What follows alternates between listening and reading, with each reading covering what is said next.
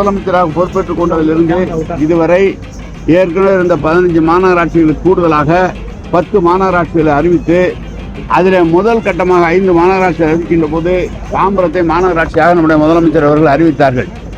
அப்படி அறிவித்த போது இதற்கு உடனடியாக ஆணையர் அலுவலகம் கட்டப்பட வேண்டும் என்ற நோக்கத்தோடு இங்க வாங்க கமிஷனர் மேயர் வாங்க மேயர் பக்கத்தில் அப்படின்னு இல்லை, ஆணையர் அலுவலகம் கட்டப்பட வேண்டும் என்பதற்காக நம்முடைய மாண்பு முதல்வர் அவர்கள் ஏற்கனவே அரசு சார்பாக 30 கோடி ஒதுக்கப்பட்டது.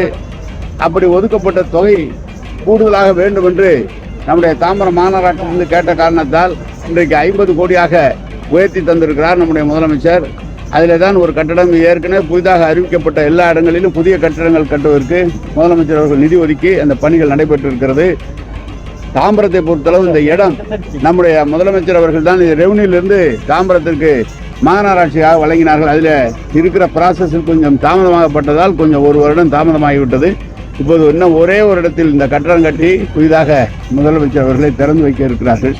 மேலும் மாநகராட்சி தாம்பரம் மாநகராட்சி என்பது இன்றைக்கு இருக்கிற அளவோடு இல்லாமல் சுற்றுப்பகுதியில் இருக்கிற கிராமங்கள் இருக்கிற வண்டலூர் மற்றும் இருக்கிற எல்லா இடங்களும் தாம்பரம் மாநகராட்சிக்குள்ளாக வருவதற்காக அதுக்காக இப்போடைய குழு அமைத்து அந்த குழு மூலமாக அவர்கள் பேச்சுவார்த்தையில் இருக்கிறார்கள். எனவே இது ஒரு பெரிய மாநகராட்சியாக உருவாகும். உள்ளாட்சி தேர்தலுக்குள்ள அது நமக்கு இன்னும் 2 வருஷம் இருக்கு இந்த உள்ளாட்சி தேர்தல்.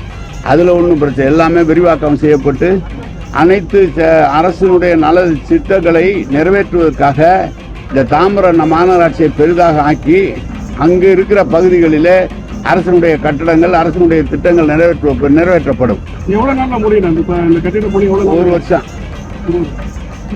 ஒரு 18 மாசம் கட்டி முடிஞ்சு திறந்து குடியேறிடுவாங்க. செய்திகளை உடனுக்குடனும் துல்லியமாகவும் தெரிந்து கொள்ள சப்ஸ்கிரைப் பண்ணுங்க.